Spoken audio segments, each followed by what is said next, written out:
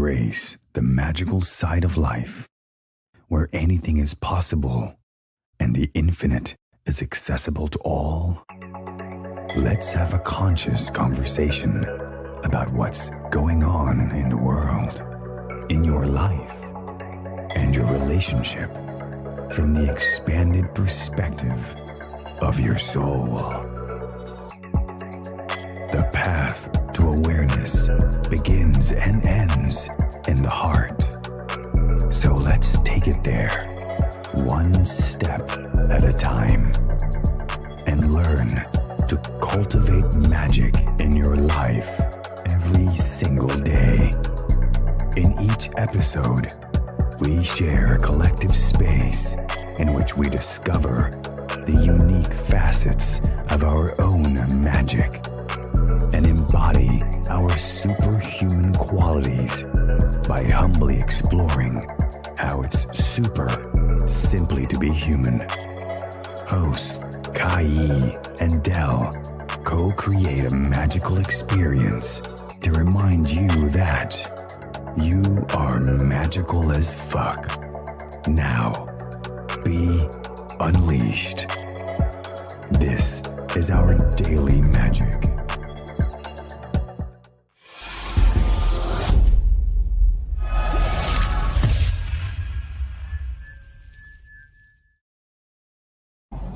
Here you are, that Kobe jersey again.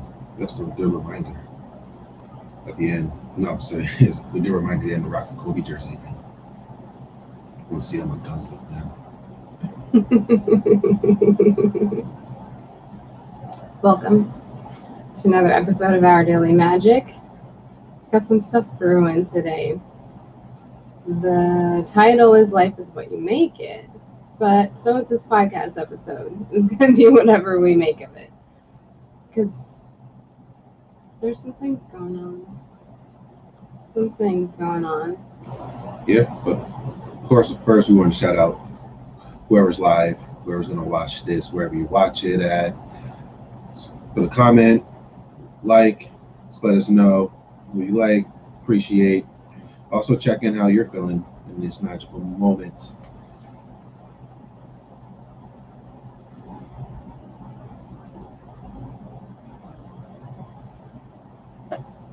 Go. Ready to get started? Ready.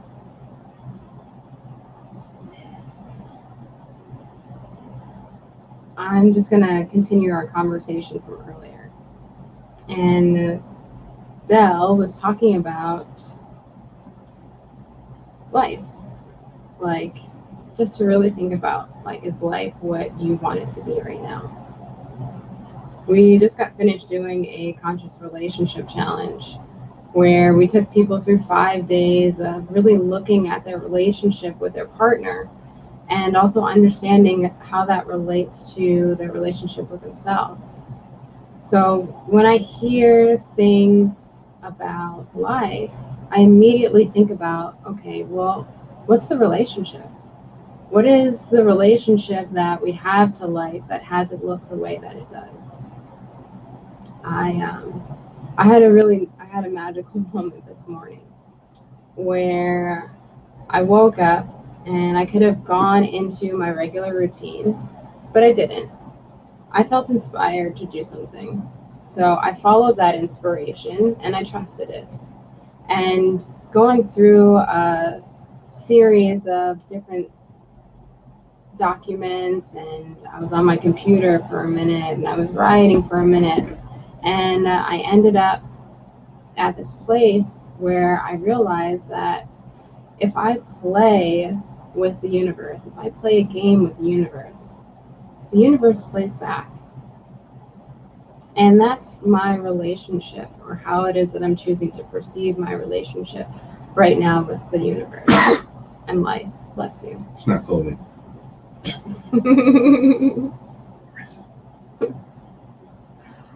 It's that it's what you make of it. And that you're not doing it alone. It's a co-creation. So if you're playing a game, the game is also playing with you. I'm playing with the universe is also playing with me. And today, having that kind of approach feels really good. What are your thoughts? That's your perspective. I agree with that to a certain point. And also I feel like it's the same thing, like universe, soul. Things are put in front of us for our soul evolution. Like all these different moments that happen. And what we can do is either filter it through our soul or filter it through our ego about things. And really from the soul, you see this something is out unfolding. But also for myself, what I do and I'm doing now is to really take an inventory for life, what's presently happening in life, and how I honestly feel about things in my life. Because who is that? Nate. What is up, Nate, brother? And for myself, what I like to do is I like to take a present inquiry for what's going on, both internally and externally, because the external is only just showing to you what is showing to you to bring reflection that's going on inside of you as well. It's easy to put so much power into these external things that are completely out of our control anyway, most of this stuff. But giving our power away to these things and give it as a catalyst for why we feel the way that we feel, or why things are happening to me, blaming something outside of us, or even just blame in general, blaming. And for myself, taking inquiry, again, present in the moment, I start to observe and I start to see these things unfolding, and also realizing I have a choice. Obviously, things that happen in life right now, up to this point, a lot of things is from a series of choices that we have made. So let's say, take an example for your weight. If you're overweight, you didn't get overweight overnight, or gain weight, let's say. You didn't gain weight overnight. Obviously, yeah, you did. You can't get weight overnight, but the combination of choices you made to get you to the weight that you are right now was a series of choices, multiple choices, up to this moment. And that's with everything as well. Even relationships, because we just talked about the relationship challenge. Relationships, especially if you're in a long-term relationship, it's a series of choices that you have made to get you guys to where you're at right now. It's a co-created choices, and also some things out of control of what our partner can do, but what we can choose is how we respond to those things. And even finances. Money comes and goes. There's the energy of it as well. So if you take a look at your current finances, relationship, whatever it is, and you don't like it right now, that's great. You're being present to how you feel right now. But also accepting the fact of it was a series of choices that you have made to get you to where you are right now. And this allows you to, one, take your power back, allow your power to be within, to really observe these choices, and not in a way of judging the choice you made, but getting curious to observe the belief and the patterns and the subconscious actions that you were doing to get you to where you are right now. Because underneath that, there's definitely a stemming belief about whatever the situation is. And it happens to us all the time when they say that there's something that we want, we go for it, or try to go for it, and then we sabotage ourselves, or sabotage. It's like who said it, Ed Milet. It was pretty cool. He said like a thermostat. We all have a thermostat to our life to a certain temperature. And if we try to raise it up out of nowhere, they raise it too high, it goes right back to what is normally used to.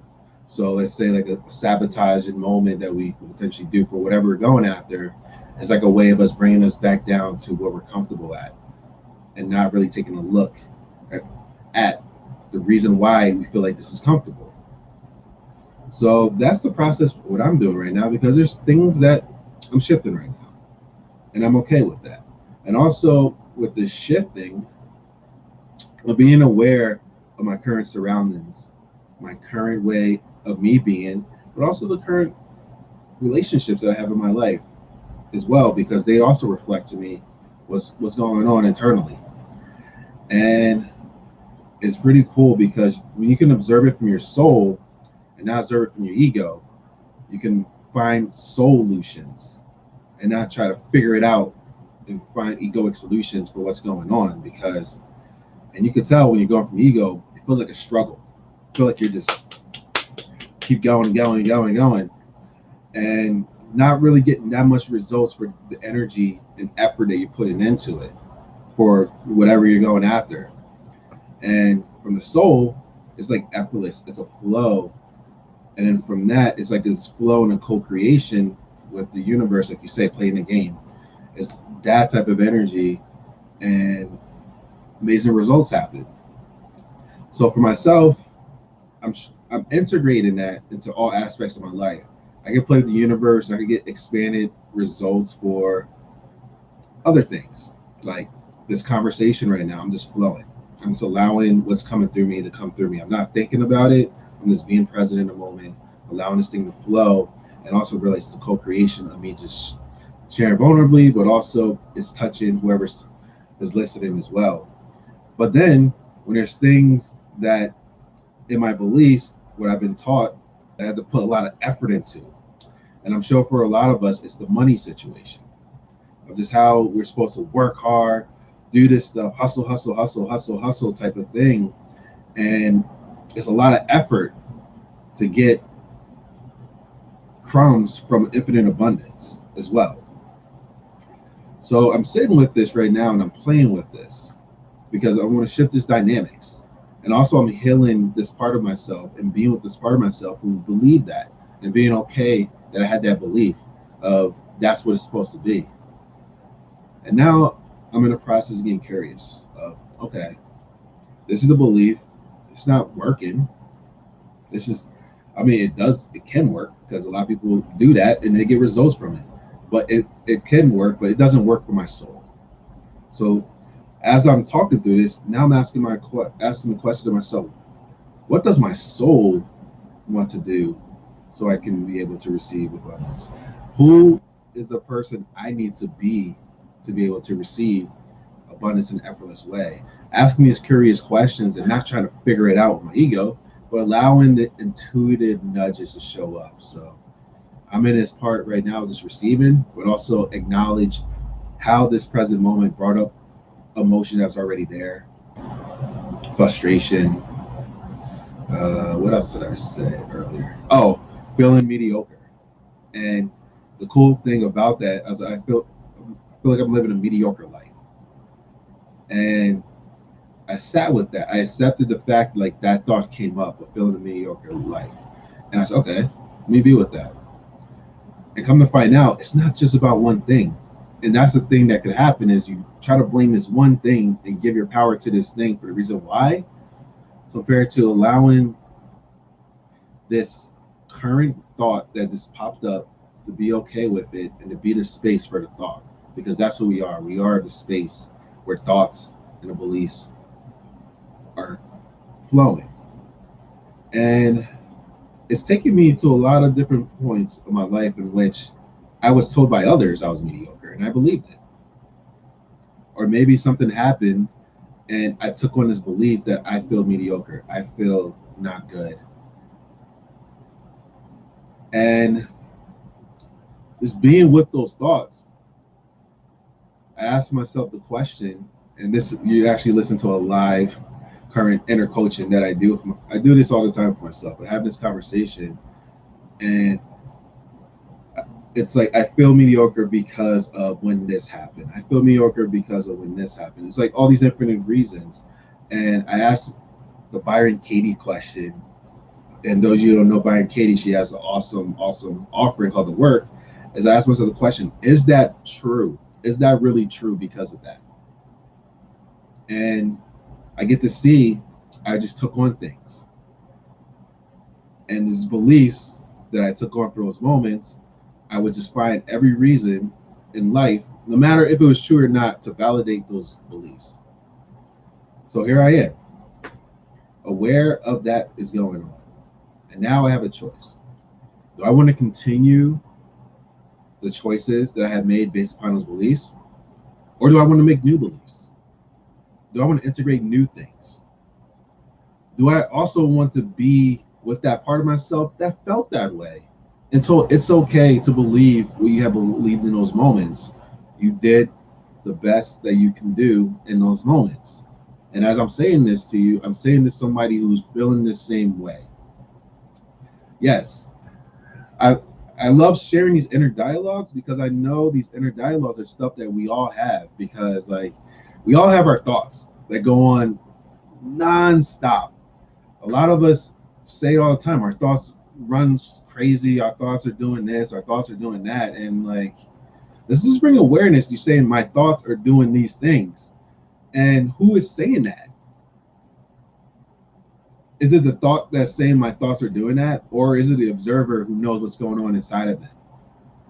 And these dialogues that I have, I'm just having these conversations with these parts of myself that just have these beliefs from different situations that happen in my life. And I'm telling those parts of me that it's okay that you felt that way right now. Or it's okay you feel this way right now. And I'm gonna be the support for you and whatever you need in this moment to really be able to let out how you authentically feel right now. That is something that we all can benefit from. Just being able to have moments in which we can authentically express what's going on inside of us and not be judged, not be shamed, not be ridiculed. I'm sure it happened to all of us before in life in which we shared ourselves and shared what's going on inside of us, and it was ridiculed and judged and shamed for it. And now we have that fear of doing that. Maybe we were told it was wrong to feel that way. So now we're judging these things that are happening inside of us. And it's like, ugh, this boiled down conflict and things are going on. But the more you actually allow yourself to have these conversations, allow these thoughts to just be what it is. It's just thoughts. It's thoughts from information that we received from all these different experiences that we had in life. But then we have a choice if we want to believe those thoughts, or when these thoughts come up, make a new choice. So this is what I'm doing now, making these new choices, making space for one, choosing to be with whatever part of me believes those thoughts. And not say, oh, I gotta do something different now. I'm like, no. Of course, yeah, I definitely want to make a shift to something different. But right now, it's calling me to this be with this part of me. Because take it from me, when you actually able to just be with whatever's going on inside of you, be with yourself, be that support system that you need for yourself, you no longer have to be codependent on these external things and pushing for these external things to give you just a little fraction of what can happen by you just connecting with your soul, connecting with yourself, being that parent that you may have needed, being that lover that you may need, being that friend, being that brother, sister, whatever is needed from different moments. And being that nurturing person for yourself and nurturing yourself on a deeper standpoint, you get to connect with yourself, see yourself for who you truly are, but then you get to see yourself how the higher power of your understanding sees you as, always, no matter what. It brought me to this. Now it's reminding me of what I was watching, I was telling you about on Sunday, with the near-death experience that person had. So this person had a near-death experience in which they got into a car accident.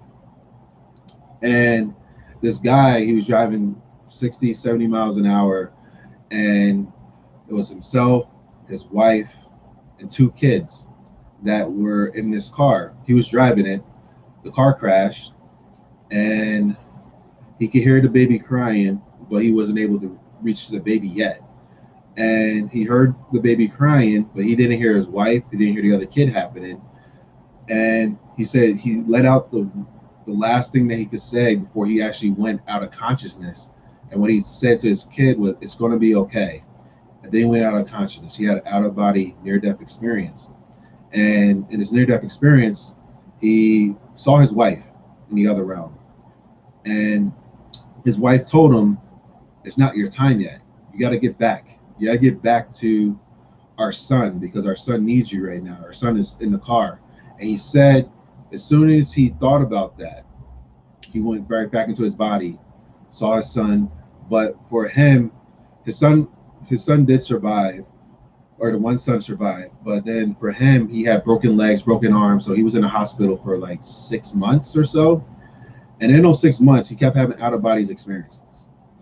And in the out-of-body experiences, one, he was talking to his wife. But then what happened in this moment was the baby son who passed away, he was able to see that son when he was out of his body. So when he saw his son, he was able to meet with him. The first thing came up with him, he felt grudge, felt resentment, felt anger, felt bitterness, felt all this stuff towards himself. And when he saw his son, he asked his son, like, please forgive me. I'm sorry for what I'm sorry for what I have done.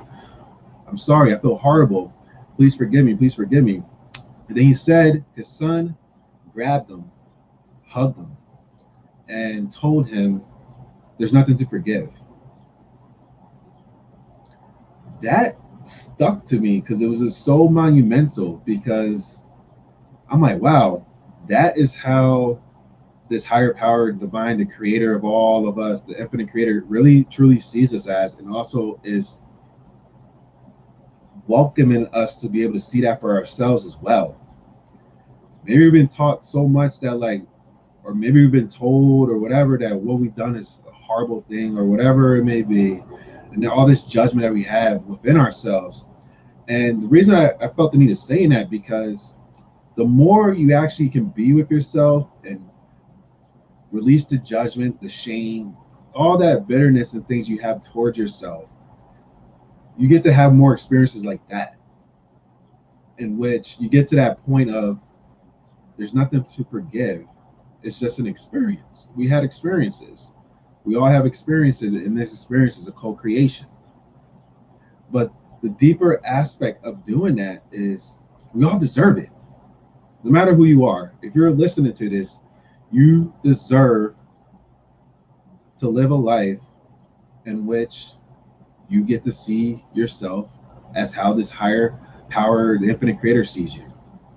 And that's something for myself I've been really integrating more lately. And this is hence why we're having this conversation right now about life is what you make of it, which is a perfect title, because it really is.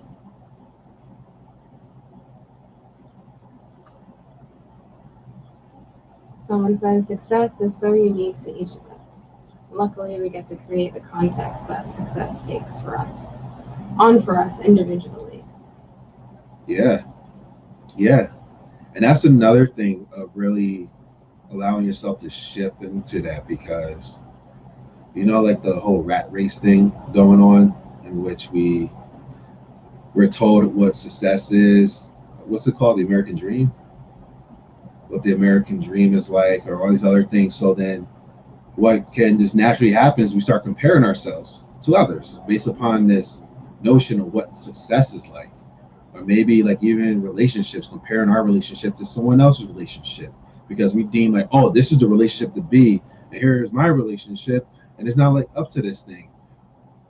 Or comparing yourself to whoever in other different realms. Maybe there's a business venture you're in right now, and you see somebody who is externally more successful right now with temporary acknowledgments type of thing, temporary successes and stuff. Maybe they got more money, maybe they got more following, maybe they have all these different things out there in this present moment, which is temporary, because you can also have opportunity to expand even greater than them, or maybe not as well. But it's easy to like compare and judge. What are your thoughts?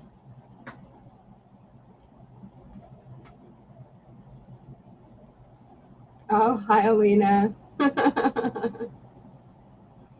Says we get sucked into others' agreements. Agreed.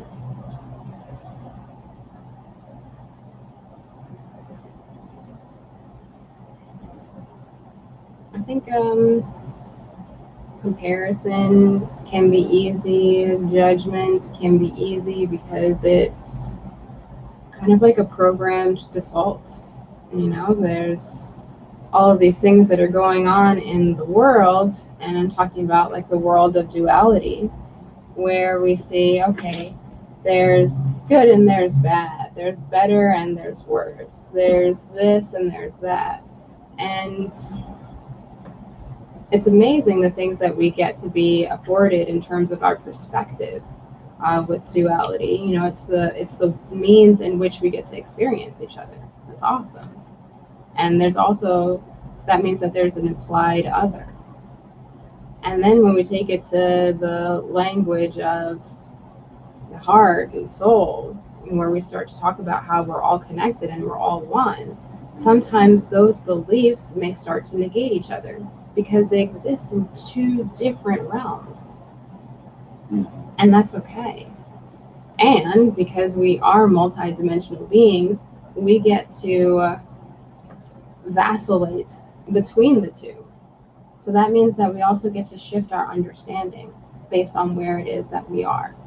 So yeah, if we are living and dwelling in the world of other and in the world of duality, then it makes sense that judgment can be present. It makes sense that comparison can be present. And also, if we take it to the space, the unconditional space, then those things don't exist. And that means that we may very well be speaking two different languages and living in two different paradigms at different times. And just to, you know, even start to grasp that is really miraculous. Yeah. That's the thing, like different levels, but then also we're all connected. And that whole thing, like we're all connected, we're all one. You hear people say it all the time. And I'm always curious for myself. Even I did it before for myself too, in which I say the words, we all are one. Yeah, cool. Yeah, we're all one.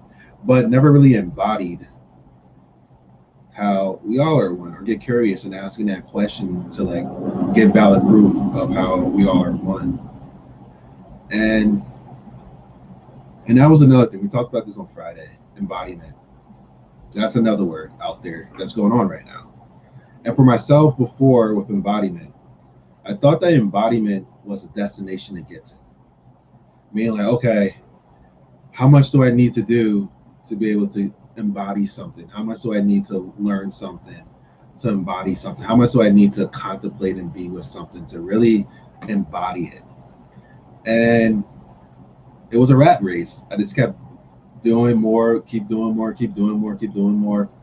And it was funny because with me asking in that way, my spiritual ego took a hold of that and took me on a little train in which like playing Heroin Hero.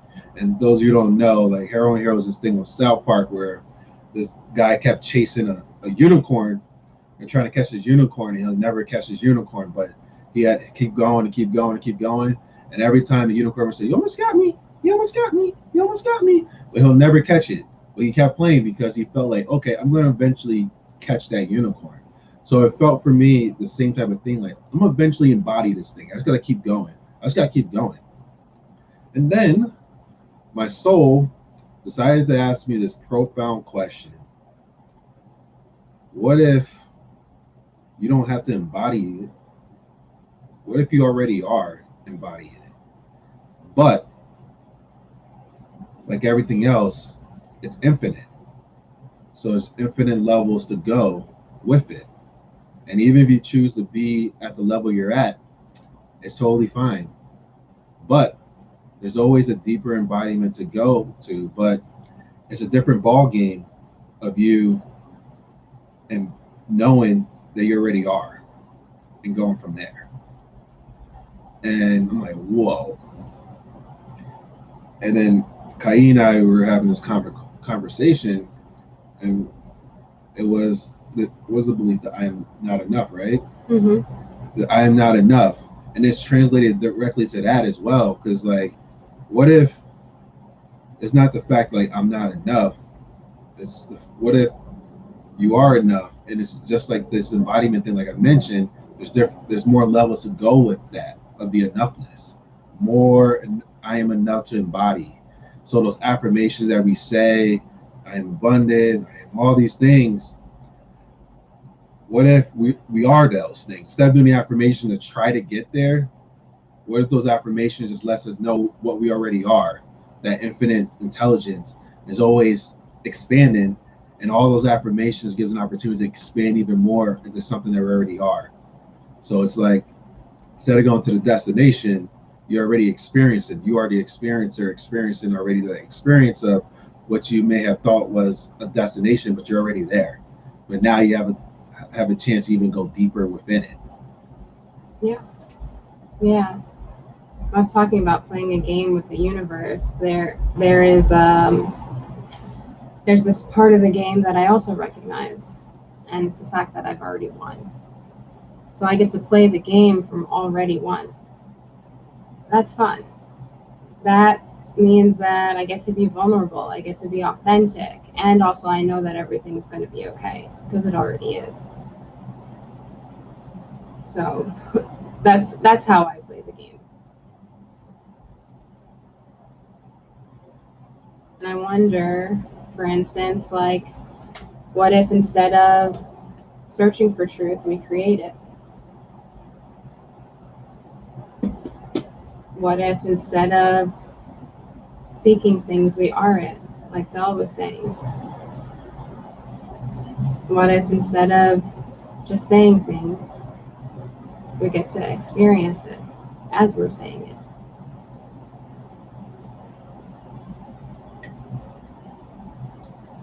Yeah. And that was the other thing too with the whole near-death experience. I forgot to mention that I got curious about as well.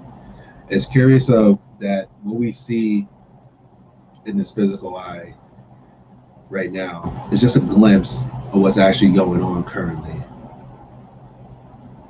all around us. And there's always a higher access point to what's going on in this present moment as well. And to see the interchangeable webs of things going on, from the thought to the creation of that thought into the reality. Like even these things as well that we're using, the camera, the Facebook, all these things, that all these things is just an extension of this bigger vastness space that has all this stuff into it, that's always expanding as well. Right. So taking in that consideration too, and that's something that I've really been sitting with and being with. What's going on is a bigger thing going on than just what my human eye or egoic mind can see. And it's easy to like, okay, this thing's happening, so this is what this means, or this person said this, or this is what this person means, or this and this and this. Compared to this, wait, there's a bigger co-creation out there. And even with that person who may have said something or something have done, there's actually an opportunity for you to expand more into what's happening beyond what is just happening in this human eye.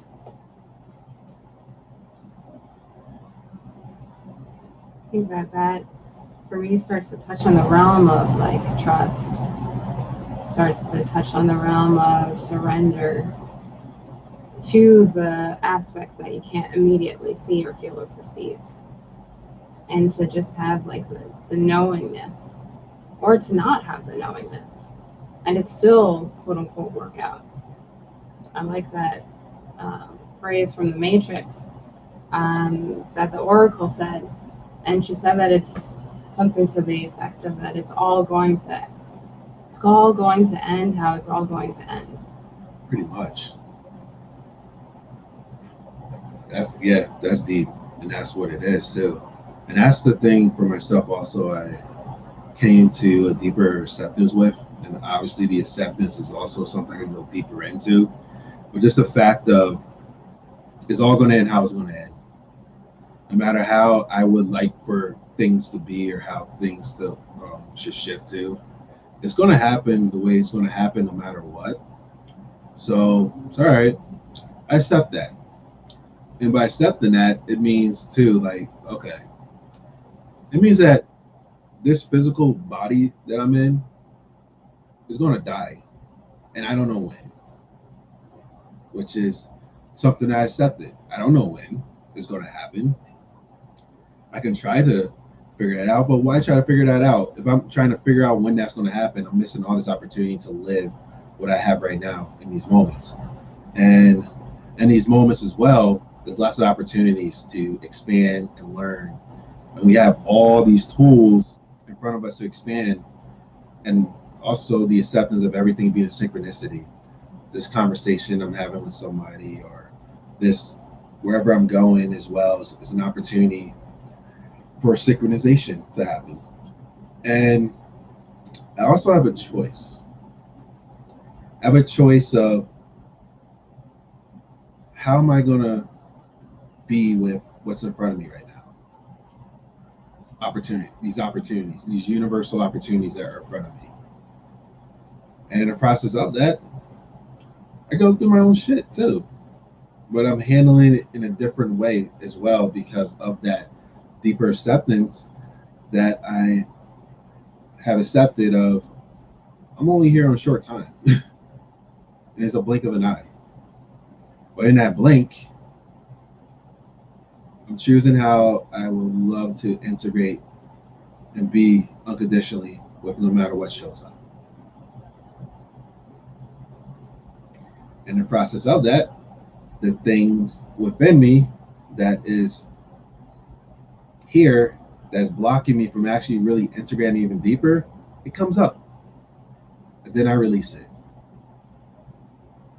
And then something else comes up. And then I release it. And then something else comes up. And then I release it.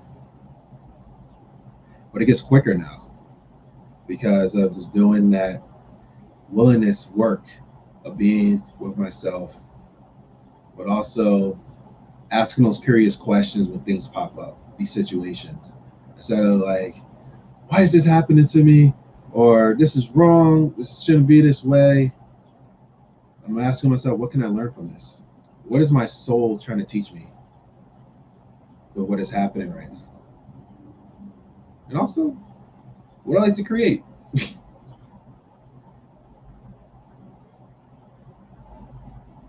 Yeah.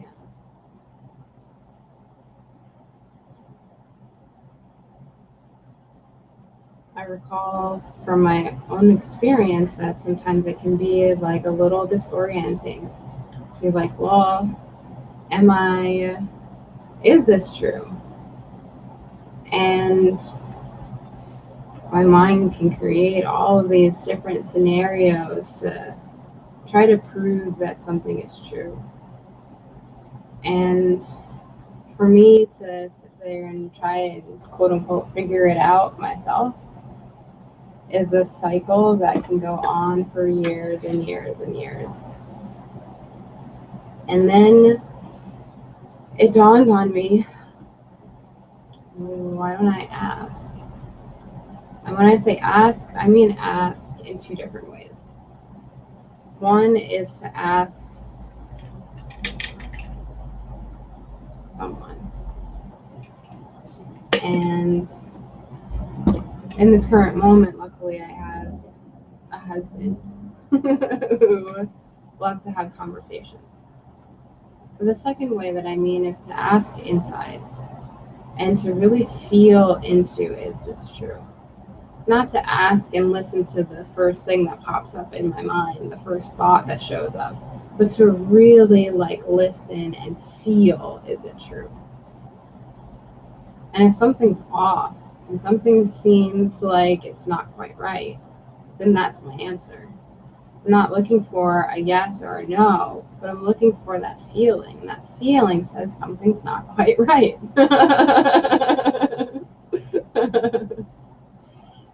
And that's contributing to how, like, getting curious about how things show up and not expecting them to look or sound or be a particular way, but to really be with the information that I'm getting in the moment and to listen to that as the truth that it is.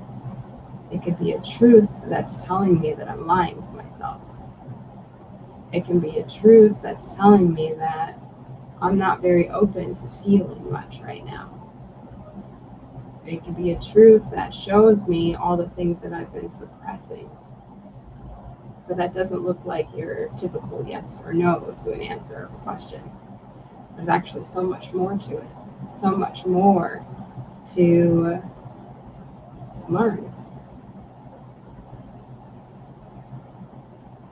Yeah. And even like that, like you mentioned, of asking someone a question about things. And when she does ask me the question, I pretty much get her to that second solution, in which look within to get the answer. I don't have the answer. You have the answer. I'm just here to ask the questions to get you to get there with it. And what can happen in life, and we all have done it before in our life, in which we ask advice from somebody who tells us how our life is. This is what's happening with you. This is what you need to do. That type of thing. And they're offering the advice from a place, for the most times, out of a place of trying to help as well. But it may not resonate with what your soul was asking for you to do in those moments as well, which can lead you on a journey as well from a different trajectory. And asking these questions to your soul's gonna give you some soulful questions from there, and also be honest with you in the moment for what is happening. A lot of times, or I would say all the time, all the time for us, especially when something doesn't really resonate with us in the moment of life, asking ourselves the honest question to get the honest answers. Because there may have been some choices that we don't want to bring awareness to that we have made to get us where we're at. But taking the accountability and the acceptance for that allows you to shift it, like I was mentioning before. And it's possible for all of us. It's totally possible for each and every one of us. We can be able to make life how we truly want, but it's really taking that honest reflection look. That's what tremendously helped for me a lot with my life. I came to the point of accepting it. I accepted things for what it was, but then I even accepted how I played my role in what things happened in my life as well, the co-creation. And allowed me to acknowledge these parts of myself that just wanted to be loved, wanted to be acknowledged, wanted to be told it's okay. You did the best that you could do. And as I was saying that, simultaneously, I was saying it to everyone else I had experience with in my life as well. Because that's what we all do, no matter what, in every moment. We're doing the best that we can with the information that we had in the moments. And the good thing about information is that it's infinite. So we always can receive more information if we're willing to receive more information about things. And there's always infinite ways to look at any situation as well. So if there's any situations out there and you're looking at it now and it doesn't serve you, you can be able to shift it. There we go. Perception to what's happening in our life is a major factor for what's going on in our life. But perception is not permanent. Perception is infinite, which means there's always another way to perceive what's going on, to perceive what has happened. And we all have a choice too, because our life is our life. So we can actually create our life how we want to create our life. And shifting our perception of our life is just for us. Other people out there, they're going to have their perception as well. They're going to perceive you how they're going to perceive you based upon the interactions, or maybe whatever. But the only thing that really matters is how do you perceive yourself. That's the foundation, because you anchor a perception that serves you, and simultaneously it's going to serve others as well, whatever way it may have to serve them. Obviously, people who are stuck in a certain perception or stuck in a certain pattern are going to see you from that pattern. And vice versa with us as well. If we're stuck in patterns, we're going to see people based upon those patterns.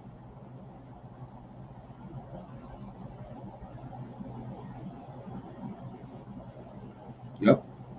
Yeah. Those conversations, they're already happening. The thoughts are running rampant. The beliefs are happening too.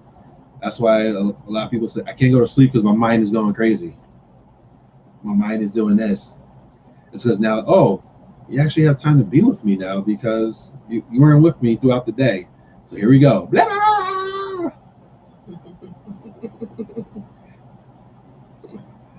Just imagine if we really set the time to have these conversations with ourselves and really set the time to be with ourselves. The mind doesn't do that anymore because I know my minds go rampant at night. But me actually setting time to be with those thoughts and be with myself and really have conversations with myself, authentic, honest, loving conversations with myself. When I'm ready to go to sleep, I go to sleep.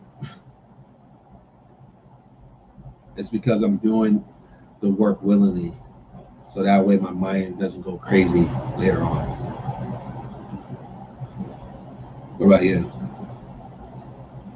Yeah, I tend to knock out too.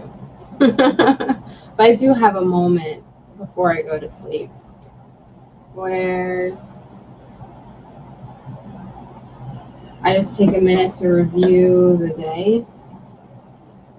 Usually I list or just going through in my mind as Abraham Hicks would say, the positive aspects of the day. You know, what are the things that I'm grateful for? Just to kind of set the tone and the context in which I go to sleep. Because I go to sleep in a bunch of stress and wake up stressed. Or I could go to sleep with peace.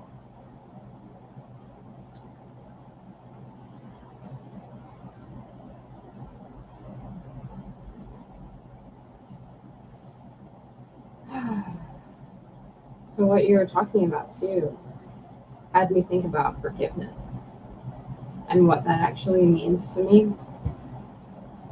And I realized that like the less that I'm holding on to, meaning things from the past or anxieties from the future, the more I'm able to actually just be here and to enjoy the moment. And if forgiveness is a process that helps to do that, there's that book, the Letting Go book by Michael Pollan. There's so many different things that we can call it, the processes that we can take to get to being present. But whatever it is that serves in the moment to get here, I feel it's worth it. Nate says, imagine if instead of arguing, getting offended, ghosting, we just didn't and could have more empathy in real time and learn to apply that empathy to our own perceptions. Imagine how awesome healing could be. Mm-hmm. Yeah. And give that to ourselves, then it just overflows. And then we got compassion for others who are still in their own perceptions and projecting their perceptions out there and try to manipulate others to view their perception. And if you don't view their perceptions, then it's wrong, it's bad, it's blasphemy, it's evil. Nate has a valid point, because that is exactly what allows us to have peace for others. When you have that peace within yourself and you allow that to nurture and grow and embody it even more, it's just so willingly able to give that same peace to others and that same compassion, because you're giving it to yourself.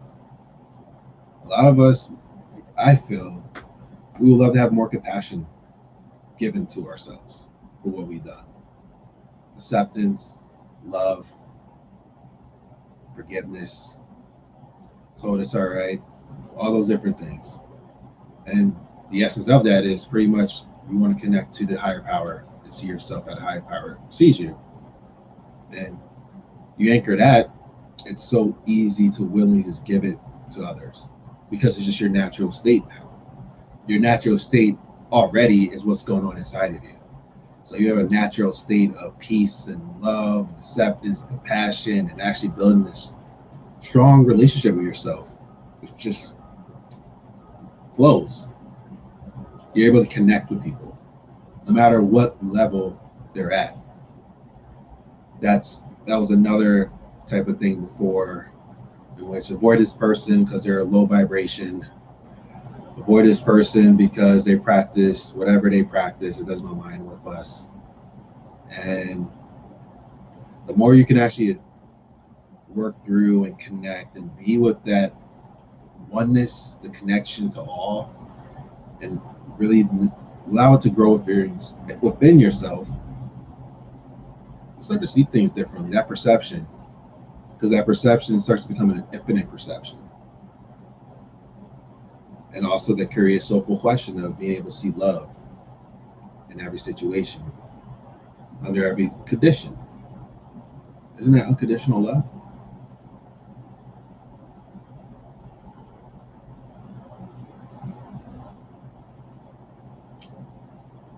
And even the mantra that Jesus said when he was on the cross, Father, forgive them, for they know not what they do. Like, even embodying that, when someone comes at you in a way that's not in a way of something you like to receive, let's say that. Being able to see that we're just responding to life based upon our perception, based upon our pain, based upon our beliefs that we got up to this moment, based upon maybe a need to survive or defend, or based upon a belief of what we feel is right in the moment. We all have moments that forgiveness, because we know not what we do, because we're responding out of that egoic side of us.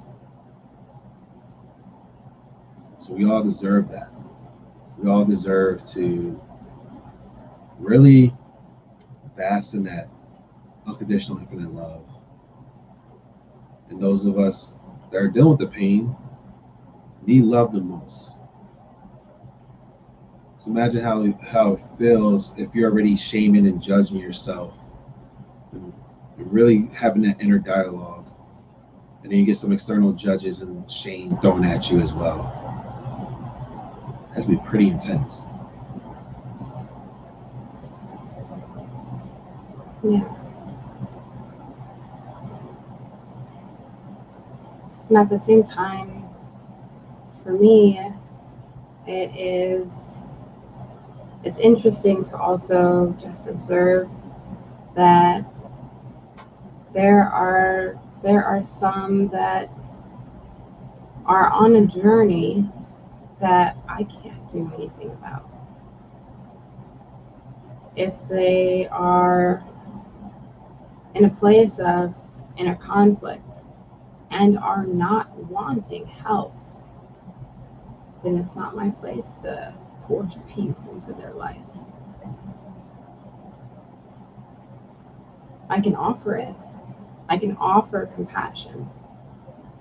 And also in this co-creation, let's say that I'm on the receiving end.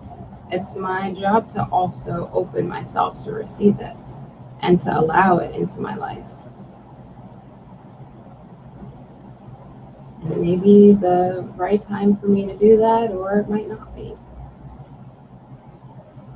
What even, like, for just a moment to ponder that, like, that help? We're not here to help or save anyone.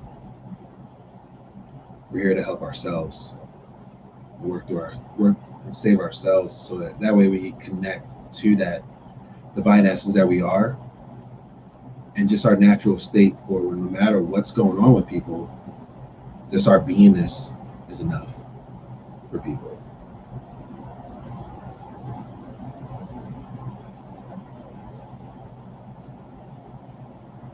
because that's where the soul work begins. That is the first step. Well, my belief, the first step is really doing your soul work and connecting to your soul, remembering the divine essence of who you were before life gave you those lessons that made you put on beliefs that you're something different than that. And finding that, anchoring that, going deeper within that, and showing the world that.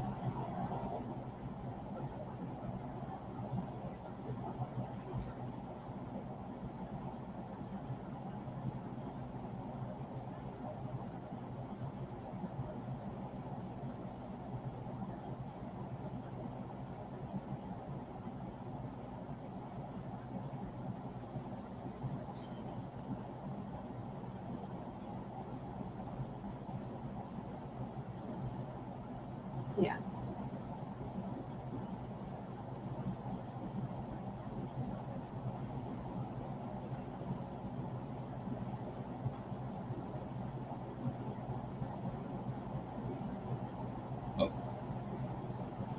Until next time. So magical.